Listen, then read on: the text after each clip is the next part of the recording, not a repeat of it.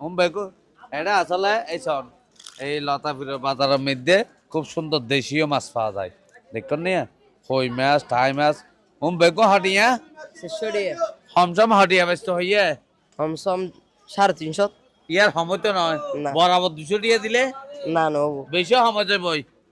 হস্তর আসলে মিন্নত আছে তো মাছ ধরতে বহুত কষ্ট হইয়ে এর ভিতরে আবার এই জিয়া কি দিয়ে কই মাছ আসলে মানে উল্টান মারা দেয় কাত করে মানে গিয়াইন কাড়া ঢুকাই দে ন বুঝুন ছোড়ো আর নইলে বেশি ডেঞ্জারাস এই